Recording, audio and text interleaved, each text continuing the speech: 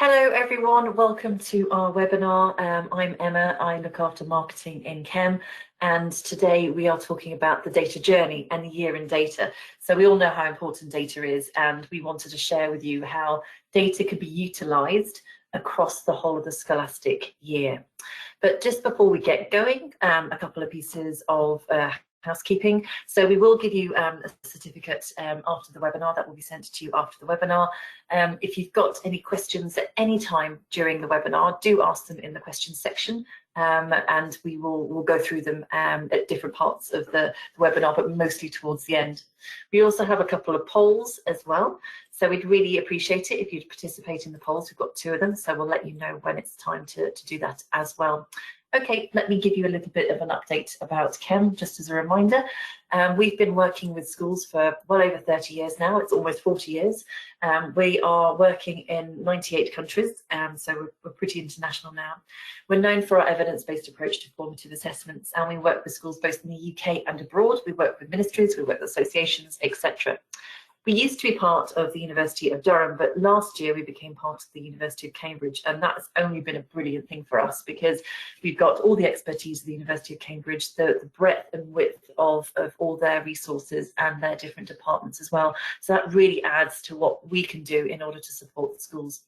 We believe in evidence, and that's very much what leads us, and we also know that what we can produce can really support teachers and show progress and show success for both teachers and students. I'm joined today by my colleague, Kate Bailey. I'm very, very lucky to work with Kate. She's an absolute superstar and a real expert in this area. She's been with Chem for quite a long time, been in education for most of her working life, and is a real guru when it comes to looking at things like assessment, formative development, etc. So she's the perfect person to have in this webinar. So I will hand it over to Kate and enjoy the webinar. Hi, thanks very much, Emma. Hello, everybody, wherever you are in the world. I guess some of you will be back in school now. Some of you will be just getting ready to go back in school. So I hope that wherever you are and whatever your circumstances are, things are going well for you. Let me just talk you through what I'm going to cover today. So we'll start off with some basics, which is about what we mean when we talk about data in use in schools. So obviously what we're focused on here is improving pupil outcomes, student outcomes. So when we talk about that, what sort of data are we referring to? Then I'm going to talk about the data cycle, so the cycle of use of the data is put to be most effective in school. And when we've covered that, I'm going to go through the different ways that assessment data like that we produce in Chem, how that can be used throughout the year. Our data is not just for baseline, so it's not just for September or when schools go back. It can be used right the way through the year, and I'll give you a few examples of what our reporting looks like and how it can be used. And then finally, I'm going to talk a little bit about the barriers to effective data use, because it doesn't matter how good your data is or how much of it you've got. If those barriers aren't broken down, then they're going to really get in the way of you making the best of that data. Just a quick word on back to school after COVID. So some of you may have joined a webinar that we ran towards the end of July, which is about how you can prepare for back to school. That webinar is recorded and is available on our website. So you're welcome to go and have a look at that. This presentation won't specifically be on COVID, but where I think that there's something that might help you in this particular situation, I'll point that out to you. Like Emma said, please do pop any questions into the question box or the chat box. Emma will sort through those and we can go through them at the end. If there's any pressing questions, I'm sure she will interrupt me and get those questions answered for you straight away. And also, as she said, there's a couple of polls where we'd like to just gauge opinion on a few things. So if you can participate in those, that would be lovely. Okay, here's our first question, and it is a COVID-related question. So we're wondering how the COVID situation has impacted on your use of data. Are you finding that you're looking more to data, or you've got less time for looking at data and other things are more important? Just pop your thoughts in the chat. It would be great to have a few minutes on that towards the end of the webinar. Okay, so Data is critically important in all sectors of society. So in the case we're here in the business and we're looking at data all the time for business intelligence. If you go to the doctors, they want data on your blood pressure or your temperature. And actually in education, we've been lagging behind quite a bit, but it is now becoming more pervasive across different parts of the sector, to guide instruction, to help with allocation of resources, and to look at how effective our interventions are. We use data because we are rooted in the conviction that if the right data are collected and analysed, they will provide answers to key educational questions and inform our decisions, and then better educational outcomes will follow. So that's a quote from Turner and Coburn paper in 2012. And that is the premise on which we talk about how important it is that we use data. However, there are actually very few studies that provide empirical support for that claim. So we can't actually find many studies where people have looked at, okay, this school is a great user of data, and as a result, their student outcomes are better.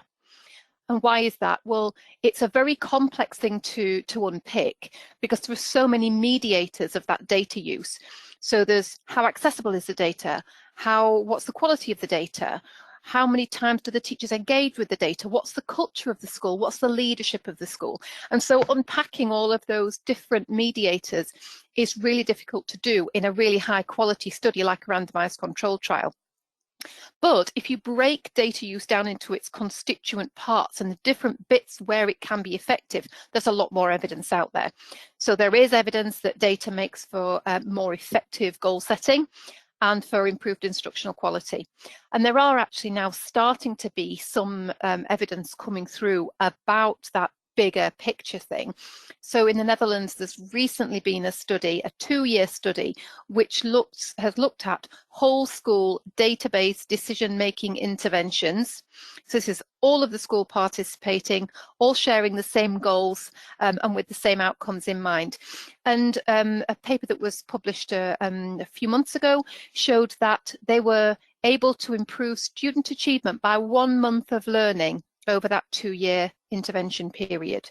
It hasn't yet been largely replicated, so it's early findings, but it's promising, and we'll be looking at that a little bit more ourselves, because we're really interested in looking at the impact that our data can have overall as well. Just a quick word here on data. So historically, a lot of the high quality external standardized data has been really kind of belonging in the accountability space. So formal examinations, in the UK we have national testing that's part of the school accountability framework, and that's unfortunate, because actually what we want that data to be doing is providing a carrot to teachers. It's not a stick to beat them with, it's some really important information which becomes part of their professional toolkit to help them evaluate their own performance, to evaluate the performance of their students, and to really build it into a cycle of continuous improvement. But often information that's used for that purpose is teacher assessment, it's observation, and it's not that formal type of assessment that you get under the accountability umbrella. But what you get with KEM and the offer that we have is the best of both of those worlds. You get the high quality data coming from a high quality assessment that has a long pedigree and has been validated over a number of different situations, but that's confidential to you and your school. That is not going to be used for accountability unless you want to hold yourself to account. And actually that's in some ways that's a part of the way that our customers use the data. It's telling you some information about what is possible for your students, what is possible for your school. And then later on, did you actually get those possible outcomes, or did it fall short, or did it exceed it? And that way you're holding yourself to account in a really healthy way, but that information is confidential within your school. Okay. So when, as I mentioned in the introduction, when we talk about data in an educational setting and for school improvement, what do we mean? Largely, a rule of thumb is that the farther away from classroom practice the data is, then the less informative it's going to be. When we talk about data that's in a classroom, that's important in a classroom, we can think of it in two ways: formal data and informal data. The formal data might consist of something like our Chem baseline standardized test data. It might be Cambridge checkpoint tests. It might be information from GCSE results, IB, or A-level results. That's formal data. More informal data is really important too. Socio-emotional data, attitudinal, behavioural, attendance data, all of those bits and pieces of information that you have at your fingertips in the classroom. Triangulating those different sources of evidence is absolutely critical, because there isn't one single piece of information that's going to hold the actual truth about what that student knows and is capable of. So it isn't possible to capture the full extent of learning, progress or potential in a test score from one provider. It's just not going to happen. For a start, a test score doesn't show you why the student got that score or what you can do to help them improve. And then with informal data, you get the inherent risk that's involved there in naturally occurring cognitive biases. And that can mean that the data is clouded with your own preconceptions, your own judgments, completely subconsciously. But that's a natural effect that you get. And that data is also often collected on the fly, which means that you tend to rely on it as an instinct or a gut feeling. And actually, informal data is incredibly valuable, but only when it's collected systematically and analysed systematically along with more formal methods. Okay, we're going to do our first poll now and give me a chance to take a breather. So how important is external assessment data in your daily decision making? So you have a lot of data at your fingertips in the classroom, but what about external standardized assessment data? How important is that in your daily decision making?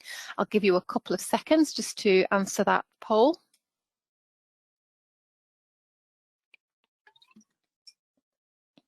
Okay, and Emma's going to share that that data with us at the end of the webinar. So the kind of data that we have is used by our customers in a number of ways. It's used for setting goals, for adapting instruction, for adapting the curriculum, evaluating progress, evaluating the effectiveness of interventions and strategies, improving policy and allocating time and resources. So there's lots of uses for it.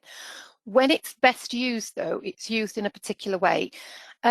This is taken from a paper that, the ideas I'm sharing with you today are not all my own bright ideas. It's a result of lots of work and looking what other people have done and bringing that all together. And this is in one of the papers that I've given you at the end in a further reading section, so you can go and have a look at the sources of the things that I'm saying here. Feel free to do that. But when data is most effectively used, it's used in a way like this. So we can look at layers of actors who are interested in accessing that information. So we've got people who look after the governance of a school or an institution. Then we've got the academic leadership team, and then we've got the classroom. They all need access to data, different bits of data and different levels of granularity, but they all need access to that data. And then to use it well, it follows a process something like this, starting with collecting, evaluating and analysing that performance data. Using that data to set smart and challenging goals. And then once we've set those goals, determining a strategy for accomplishing those goals, and then finally executing that strategy. And then right back to the beginning again, collect more data to understand how effectively those goals were accomplished and what can be done differently next time. So I'm going to cover each of those stages separately now and just go into a little bit more detail. So starting with the collecting, evaluating and analysing that data. So you want to start with an idea in your head that you want to test out. So it's like those of you who from a science or social science background, we're hypothesis testing. And the best way the literature believes to start that is to start with some objective information. What you don't want to do is start with your kind of gut feeling instinct, because that does come with those inherent cognitive biases that we don't do on purpose, they're just there. So an example of that is that there's quite a lot of literature which says that, you know, me as a white middle class woman will probably value or score more highly a student who is also a white middle class female. I don't intend to do that, but I would naturally tend in that direction. So we don't want to do that. We're going to start with something objective like a standardized assessment score, which is a type of data that we can provide. Start with that score and then triangulate it against all the other information that there is at your fingertips. So that's information about student engagement. It's information about their home background. It's information about their motivation, their resilience, all of the other factors that are important. And then we're going to reflect on how that learner, how we as teachers and the whole school performs in comparison with other groups. And in this case, you might be looking at other international schools against other schools in the same country as you, against other schools perhaps who are using the same curriculum. Or a part of the same membership organisation. So there's one report that we have in particular in our suite of reports, which allows you to do just that. It's to see what your average intake ability, let's say, looks like against the ability profiles of an international sample, a UK sample, a national sample, against other schools, British schools in the Middle East, for example. So you get a full range of comparator data there. And you can also do that by looking at progress. So you can compare the intake ability. You can also compare the amount of progress that your students are making against those other groups too. And then we want to look at how the learner's cognitive ability, as measured in our assessment, might impact on their curriculum learning. So we've had a little look at the data comparison, so we kind of got an idea of where we're placed in kind of the general order of things, but now we're looking at it more specifically. So for an individual learner, what does their assessment profile tell you about how they will be able to access the curriculum and be successful across the full range of subjects? So I'll show you some reports in a little bit more detail towards the end of the presentation, and I can go into that in a little bit more detail. And then often at this point, teachers might be sharing data with some of the older learners. We wouldn't recommend this in primary, but certainly in secondary, we have a number of our customers who would do that. So we know that there is a really positive effect of feeding back on performance and progress to students, and that's come out in numerous reviews and meta-analyses. But the evidence is clear that this is most effective when it is accompanied with information on how they can improve. So it's not just saying you're below average or you've got a standardized score of 120. It's you've got a standardized score of 120. And if you want to do really well in your A-levels, this is what you need to do now. Okay, so we've looked at the data, we've analysed it, we've understood what we're working with, and now we're going to set smart and challenging goals. And we know how important this is, how impactful this could be. It has a repeatedly proven effect on performance. And so what we're doing is we're setting SMART goals, specific, measurable, attainable, relevant, and time-bound goals. A lot of you will be familiar with this model. If you're not, it's very easy to find on the internet. But what we're talking about is making those goals really understandable between you and the student, or you and your senior leadership team. And we're setting those goals, and we know that setting those goals well will help us improve our performance. They will be particularly helpful when you combine that goal setting with feedback on how to improve performance or what to do next to improve. The most motivating way of setting goals is to set difficult goals, but they must be attainable. So they can't be easily attainable. They want to be a bit of a challenge. So I know you will have come across instances where you can see that a student or a group of students are really struggling with a concept. So it's quite difficult to get. And that's an indicator of that they're at the threshold of understanding a particular concept. It's really hard. It's problematic. They can't do it. They go back to it. They really, really struggle. But all of a sudden they've got it. The light bulb moment, and that doesn't just help them with that task, but what that indicates is that they've got over a real hump in their learning, and it's opened up a whole new realm of possibilities for them. It's really important. If you're interested in that, look up threshold concepts. Okay, so then, and why is it that those SMART goals really help us? Well, it's because it encourages all parties involved in the process to really focus on those agreed priorities, and it reduces time wasted on peripheral activities that aren't going to have that value. Okay, so we've analysed the data, we've set some SMART goals, but now what we want to do is to determine and execute the strategy for accomplishing those goals. So in education, all of our strategies need to be aimed at improving instruction and improving outcomes. If we're not doing that, then we're not doing the job that we need to be doing. And all the evidence suggests that the person or the factor that is most able to influence student performance is the teacher. Okay, the individual student characteristics are important, but it's not within our gift to be able to control the individual student characteristics of all 30 buttons on the seats in our classrooms. So what we do is we aim at influencing teacher behaviour, teacher performance, the way teachers develop and deliver those strategies. It's the quality and execution of those strategies that are the critical factors, and that is mediated through the teacher. Now, if you're not kind of sure what sort of strategy to adopt for a particular problem or a particular thing that a student's struggling with, there's some ideas there for you to look at.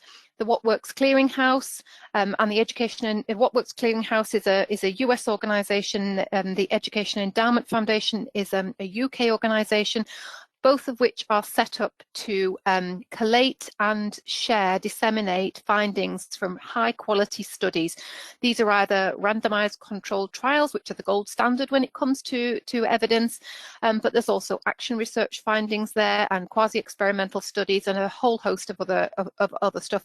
If there's a particular problem that you've got in your school, particular groups of students who are struggling, problems with dyscalculia or engagement or motivation, there will be something on one of those websites to help you. So I would suggest that you go and look that up to help you understand what strategies to put in place. And don't forget, one of the really important things when you're introducing a new initiative or a new strategy is to use the type of data that you can get from Chem to evaluate the effectiveness of that. And if you're interested in finding out more about that, then do pop us an email at the end of the presentation. Okay, we're going to do our second poll now. We've talked a lot in this presentation so far about the need to understand and analyse assessment data or performance data. How confident are you that you can effectively understand and analyse performance data to make a difference with your students? I'll give you a few seconds to complete that poll.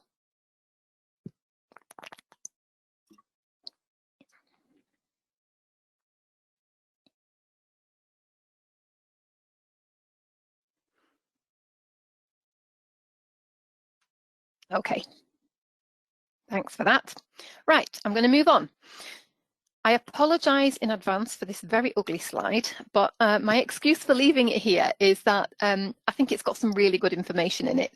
It's not very visual to look at, but you will get this presentation shared with you after the webinar, and I would suggest that you go back and have a little look at it. So I'm not going to go through it all, but what I'm going to do, or what it shows you, is how the data, a lot of the activity with our kind of data is in term one, but it can be used across the whole year to improve student outcomes. So what I'm going to do now is just pick on a few examples of how I think our type of data can be used alongside other data to make a difference across the different points of the year. And I'm going to separate that out into what can be done in the classroom and what can be done by senior leadership. I'm going to start with this one. So using the baseline data that you get to form early hypotheses on learner performance and potential. So just a quick overview. I'm not going to go into a lot of detail on our product, but the kind of the principle behind what we do is that we do a very short computer delivered assessment that gives a very powerful profile of core skills, so reading, vocabulary, mathematics, skills that we know are really strongly linked to later academic successful academic outcomes. So we're measuring a small sample, but it tells us a lot of information and it tells us it very quickly. So what can this data, how can this data help us to form those early hypotheses? Right, this is an extract from a report that we have for some of our products for year 7 to year 12. We deliver standardized scores back to you after the children have students have completed the assessment. They are given, those standardized scores are given with a mean and average score of 100. So the majority of students who do it will get 100. And then there's a normal distribution around that. So some students will get lower than that and some will get higher than that. That red dotted line shows you the average where 100 is. So this student has a vocabulary score that's around about 83. So that's below average, but in their mathematics, they are above average. The little sticks either side of the dots are the confidence limits, or the levels with which we can be confident that the student would get that score, that score is right for that student. There's always a bit of error in this type of measurement. And then on the right-hand side, we have the overall ability. So the vocabulary and mathematics scores combined together are what give us the overall ability score. And it is that score that we use to make predictions to later outcomes. But this is just looking at, for one particular student, how well did they do with vocabulary, with mathematics, and then with some patterns, skills, such as spatial awareness sort of tasks. So it looks to me as though the student has got a lower level of vocabulary compared to the average, but quite a bit higher mathematics ability than the average. This is important because that profile of scores can really help you understand how you can help those students to improve. This is just an example that I have blatantly stolen from a member of my team who developed it, because it's a lovely slide. So these are two separate student profiles from the same class. So two year 10 pupils, they have the same overall score, looks to be about 115. Yeah, 115. But will their ability profile look the same? Well, you can guess it's not going to, and no, it doesn't look the same. So it's a very different pattern, in fact. So the pupil at the top there, the student at the top, has got considerably lower vocabulary than maths. And in the second example, the reverse is true. They have a lot higher vocabulary than maths. So that standardized score of 115 will give a certain range of probability of outcomes in maths GCSE and science GCSE and English GCSE. But actually, what you need to do with that student to help them do their best will be different. So with the first example, we're looking to improve their vocabulary. So more reading at home, more comprehension exercises. In the second case, we're going to be looking at improving the students' mathematical skills. So that might be some online tuition games and such like. So that's an example of how you can use that, that student profile. So I'm going to look at another example from term 1. So the classroom teachers using the baseline data to form hypotheses, to triangulate baseline data with other information. Another thing they can do is actually look at that information to decide on instructional groupings. So this is another report example. This is a little bit tricky to understand, but I'll give you a quick run through. So that's a box and whisker plot. All of the students are contained within an individual box and whisker. In the pale blue middle sections of each of those box and whisker plots, 50% of your students will appear, 25% in the top whisker and 25% in the bottom whisker. Any little crosses that you see outside are individual pupils who are classed as statistical outliers. So they're extreme examples. So in this case, on the vocabulary section, in my class, I had, looks like 3 students who scored particularly extraordinarily highly in vocabulary, and 2 students who scored extraordinarily low on the vocabulary section of the assessment. So what this kind of report will tell me is that I've got 2 students who are really challenged with vocabulary. So what am I going to do to help them to be successful? It might not matter so much for mathematics, but certainly if we want them to do well in history, in English, we want to be making sure that their vocabulary is improved. And then they've got a group at the top there who've got really high vocabulary scores. What are we going to do for them? It's probably an indicator that they're really highly able students across the board, and we want to make sure that we're doing the best we can for them and that they don't end up coasting. So in that way, you can identify little clusters of students with a similar profile or similar educational needs, and you can put them together to form instructional plans that fit with that grouping. Okay, now we're going to still in term 1, but now we're looking at what a senior leadership team might be able to do. And this is an example of how they can understand the ability intake, the intake profile over the years, and what impact that might have on the year's work. So this example shows you a historical band profile for a particular school.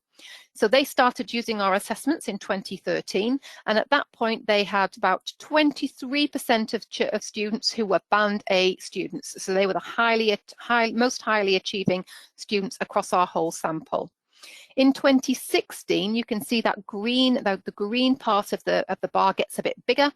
So at that point, they've now got about 33, so an additional 10% of Band A students in the school. And actually, they've maintained a similar level of that over the last 4 years. This is really interesting to look at, and you can see how this changes in circumstances where maybe there's been a new factory open nearby, or maybe there's some students coming in who are working in a company that's just opened up recently, and what it does is it can change the profile of the intake ability. And the reason that's important is because that ability profile is so tightly linked to your external examination results, your GCSEs, IGCSEs, A-levels, that knowing what's coming into your school is really important for understanding what you're going to get out at the other end. So that's why that's important. And interestingly, this type of information this year is going to be really, really interesting to see. So if we added 2020 onto this chart, what I wonder would be the profile there. So our hypothesis is that students who will have been out of school for 3 months, there'll be some erosion of basic skills of reading, vocabulary, mathematics. So what impact is that likely to have on their cognitive ability score? If you're not planning on using a baseline assessment when students go back into school, I strongly advise you, if you're ever going to start, now is the time to start. And if you want to try out our assessment, then use the links to this webinar or in the follow-up email, and one of my team, who are based all around the world, will be more than happy to talk you through how you can use this in this particular situation. So looking at so we know what the ability profile might look like. What we also do is given that intake profile, what are the outcomes you're likely to see for that group 5 years later when they take their GCSEs, or 2 years later when they take their GCSEs. And so we give you a pattern, like a graph like this, which says, okay, for the given those given scores, we would expect 37 of your students to be getting an A star or a level 9 in maths. So this is a maths example. There'll be one of these for every subject in your school. So modern foreign languages will be history, geography, psychology, media, physical education. And so there'll be a different pattern of scores across them, but you will get something like this. Now, this year, this is one particular school, we would expect that intake profile with slightly reduced cognitive ability as a result of lockdown to mean a difference in what those predicted outcomes look like. Might look something more like this, so slightly lower.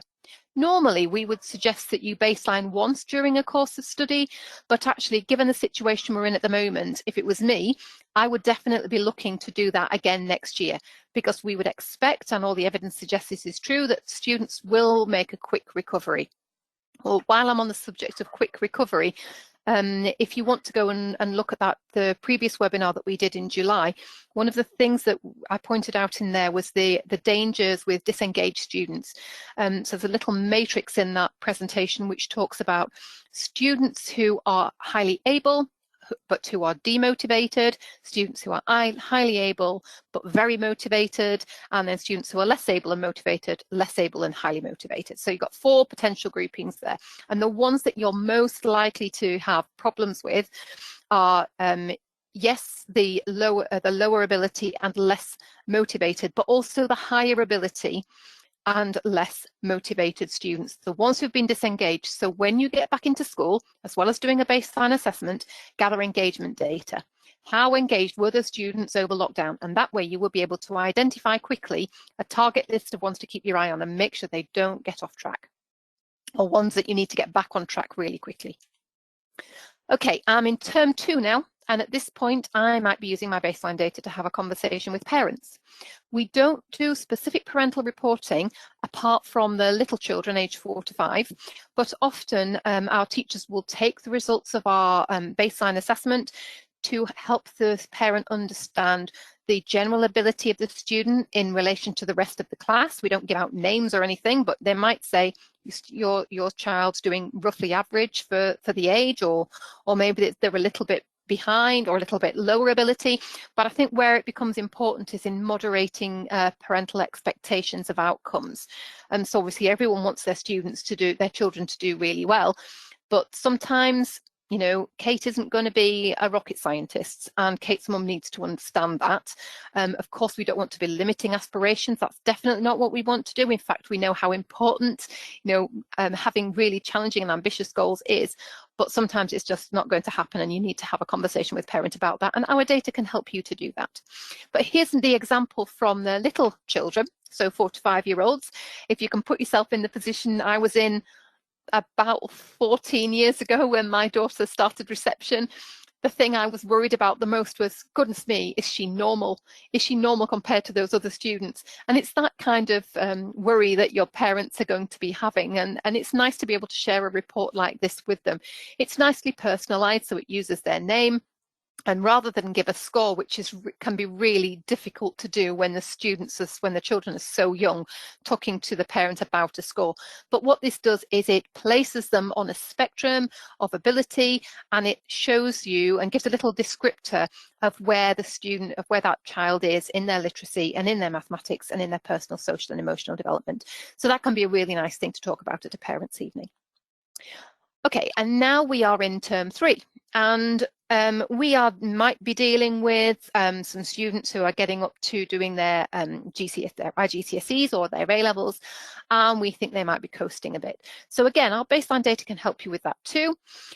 So as I described before, where we have these prediction graphs for our whole school or subject. We also have them at individual student level. So these are my predictions here. So I'm predicted from my given baseline score of 115, which you can see up in the top right-hand corner here. Given that score, other students historically over the last however many 30 years who've had a score like mine have gone on to have 24% of them got a level 6, another 24% of them got a level 7.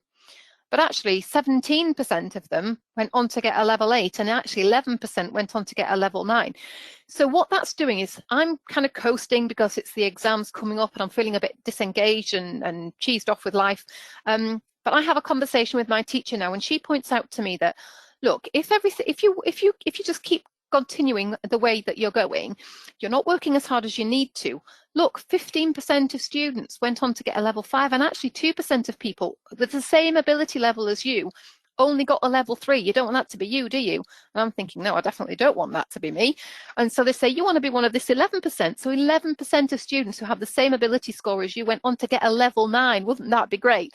So it's kind of a way of showing them what the range of possible outcomes are, that students like them can go on to do great things, but students like them can also go on to not do very well and to fall short of their own expectations and their parents' expectations. Okay, and now I'm back into term 1, but I've shown this term as separately because this is now, we're normally in term 1 looking at all the fresh information on our new intake, but actually also what we want to be doing is looking at the outcomes of students who've been with us for a year or 2 years or 5 years or however long that they've been with you. So in this case, the senior leadership team might be looking at comparing the GCSE results with the Chem predicted grades, and they can understand what went well and where more improvements are needed. Okay, this chart, it's not as complicated as it looks. What we're doing is we're comparing the predicted grade that we gave to you for all of your geography A-level GCSEs for your school against the results that the students actually got. So where it's green, you've done better than we predicted for you. Where it's red, you've done worse than we predicted for you. And this is what we term value added. So if you look along the right-hand side there for physics, that's the second one from the end. In physics, you actually scored 0.5 grades higher on average than we had predicted for you. So what that means is you've added value. You've added more value than the average school has, because the average obviously is an average residual of 0. If that was to fall below and go into the red, what we're saying is you haven't done as well as we had predicted for you, and something's not quite right there. Of course, this is not intended in any way to point fingers at particular subjects. What it's intended to do is to provide information that, yes, it might expose where things aren't going so well, but nobody needs to know about it apart from you as professionals in your school, and you can work together to identify what's working well, what's not working so well, and how can different departments or teachers or groups learn, what can they learn from each other. Okay. Having gone through all of that, there's quite a lot of data in there. So we've talked about quite a lot. I think, as I mentioned right at the start, we can have as much data as we want. It can be the highest quality data that there is available, but there are some barriers, which means that that data will not be fully effective. And these are some of those barriers. In order to be fully effective, everybody needs to be able to access the data that they need. It's no good having an assessment like ours where the data is held by one person and only passed out piecemeal. It needs to be accessible for everybody who is concerned with that data and who can make a difference with that data. It needs to be timely. So it's no good doing an assessment now that gives you feedback 8 weeks' time when the students have moved on. And that's great. What we do, our reporting is available in some cases instantly, in other cases 24 hours after the assessment's been completed. So you're getting the data at the point when you need it the most. Another barrier is the perceptions around the validity of the assessment, or what it can tell you or how it can help you do your job. So what we tend to find is that there will be, certainly in secondary schools, secondary maths and science teachers who understand a bit more about correlation and the statistics behind what we do, will see value in what we do straight away. But there are some subjects where, and I absolutely understand this, where they think, I'm not sure how an assessment of maths and vocabulary can tell me about my drama students. And in that way, that's the perception that that drama teacher has, that this data has no validity for them. Actually, the science behind it is that in every case, there is a relationship between our test performance and performance later in those examinations. Drama, in physical education, in physics, in maths and chemistry, modern foreign languages, there is a relationship there. Yes, it's stronger in some subjects and slightly weaker in others, but there is a relationship there. So whatever data we provide for you, it is worth looking at, and it is worth factoring into your decision making and your planning. So making sure that everybody understands that in all departments, that this data has something to add. Of course, it's got to be triangulated with other information, but there is value for everyone. And so that's about training, isn't it, as well? So having good training on how data can be used effectively can be a barrier. So often we will have people in schools where there is a data champion, and that person's job is specifically to help teachers work with data and use it for good decision making. And that's really effective.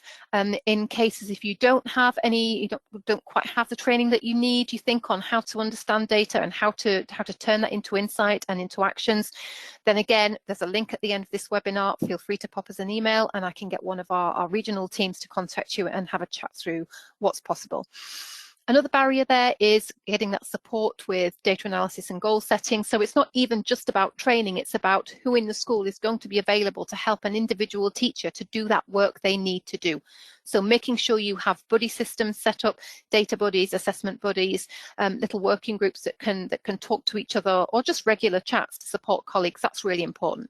And then of course making sure that the data and the interpretation analysis of data is aligned with school goals, mission and instructional activities. So where that doesn't happen, that can be a barrier to good data use. Okay, I've got another question for you now, while you absorb all of that information and I have another drink of my water. So I wonder whether in this new normal that we're in, are you going to be looking for different information or different data now than you would have done before COVID-19 came upon us? So if you've got any comments to make on that, just pop those into the chat. And while you're doing that, I've snuck in a bonus slide for you.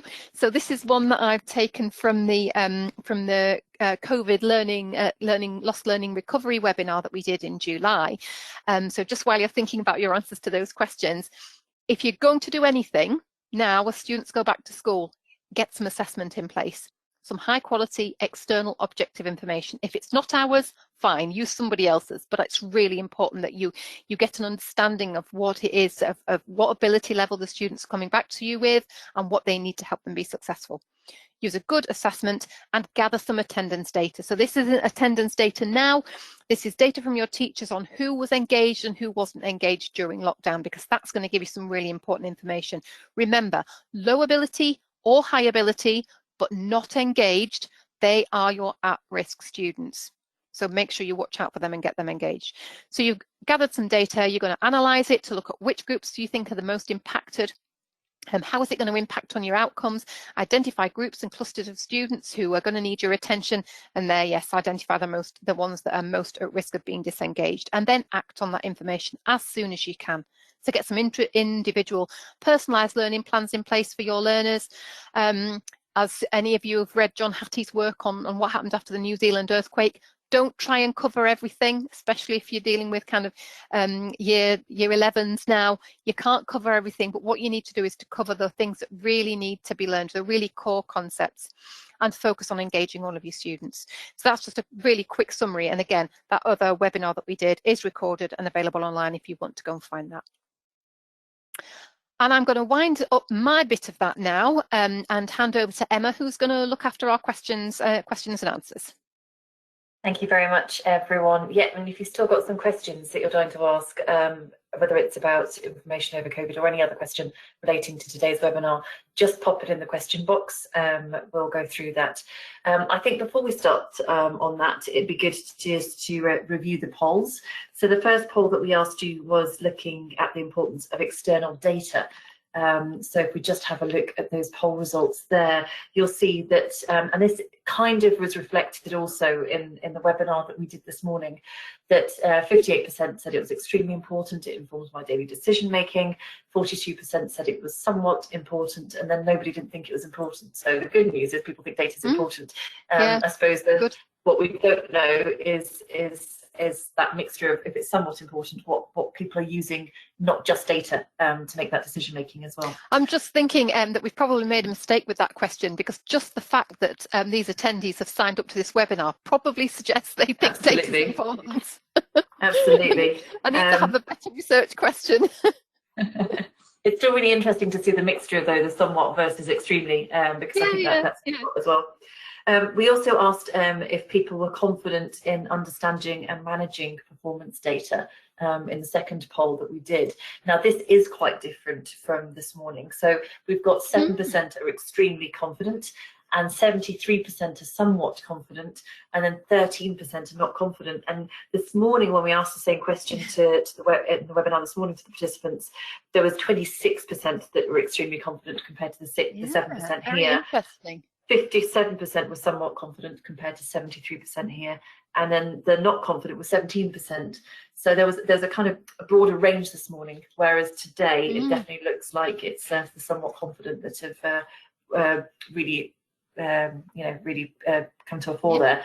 And that's something we can also help you with as well. If you don't feel confident, or you feel like you need some extra help with how you use data and can make the most of data, that's something that we can also help you with if you needed it as well. So do get in touch with us if that's the case. I'm going to move over to the questions now. So again, if you've got any questions, do pop them in the question box. But the first question I've got, Kate, is can you use assessments at any time throughout the year? Does that make a difference to the kind of layout that you showed us by term if you didn't necessarily assess in the first term? The majority of our customers will test at the start of the year, just because it gives them the information that can be used then by the teachers throughout the year, and it also gives you more. It just gives you more. Because the majority of our schools do it at the beginning of the year, the predictions are likely to be a little bit more accurate. But having said that, we do have customers who use them, get value from the assessment right through the school year, right through. In fact, our assessment window is open from June to June, I think. So in some cases, schools like to assess their students early before they start school in September, so they might do it in June before they join. But they might then do the assessment in September, or they might leave it until after Christmas. And of course, in Southern Hemisphere schools, the start date might be different. So we do have have people using the assessment across the full year, but the majority tend to do it in September. Okay, so another question is looking at the difference between primary and secondary. So obviously during the webinar, you mentioned that in some cases you might want to share some of those outcomes with older students in secondary, but maybe not in primary. But apart from that, what are the kind of main differences we need to take into account if we're using that data across primary versus secondary? Yeah, okay. So there are some kind of fundamentals that are at the heart of those two different approaches. So in secondary, the focus in secondary is on those outcomes. So we want to make sure that students are successful in their GCSEs or their A-levels or IB diploma. In primary, we're more about getting them ready to move into secondary education and open up the rest of the subjects that are going to be available to them. So the focus is different. So in primary, we're still measuring that core concept, those core elements of learning that are important for later success, just as we do in secondary. But we're not making predictions to key outcomes at this moment in time. What we're doing is we're setting out information against various benchmarks, so national, international, school level benchmarks, so that we can get an understanding of where those students are placed and what the strengths and weaknesses are in their profile so that we can help them to improve. So it's more about the here and now, I would say, with primary, whereas with secondary, yes, it's about the here and now, but it's equally important looking to the future and what the predicted outcomes might be. Having said that, there is an increased interest in primary A in understanding what good outcomes might look like at the end of the primary stage. And so we're looking at how we can link what we do with checkpoint outcomes or with other kind of examinations or tests or something that might happen at the end of the primary phase to be able to give teachers a bit of extra guidance. Okay, great. Thank you very much, Kate. Got another question here saying, do you provide, or can we get from Cambridge, set grade baseline assessments linked to Chem? I'm not sure I can answer that question, actually. I think that might be one that we need to follow up with. I don't know if there's any of our Cambridge colleagues on the line who might be able to help with that one. Okay, but if not, we will follow up and we'll get back to you on that. What we normally do is we take all the questions that we've got and we put them into an FAQs and send them on to you as well, so everyone's aware of the answers to the questions. Yeah, of course. I mean, it's just worth mentioning that. I mean, I assume that set grade means have you got an assessment that is exactly right for this year group. So although our assessment, so we use a single assessment in secondary and a single assessment in primary. But these are computer adaptive assessments that adapt to the age or stage of the student who's taking the test. So if you are doing our primary assessment, let's say, and you're doing it at age 7, you'll be started into that assessment program at a point that's appropriate for that age range. And then the computer algorithm will adapt around the responses. So you might actually get some responses that are you know, for years maybe age 12 students or age 4 students if you're not such an able age 7 student. So it adapts, and it adapts in primary and it does the same in secondary. So it's appropriate for any age grade, any age range. We actually cover nursery, age 3, right through to 18, 19. Okay, great. Thank you very much, Kate.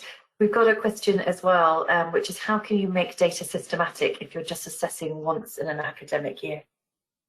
Yeah, I think the idea about systematic is that all of the data, it's not just one piece of data.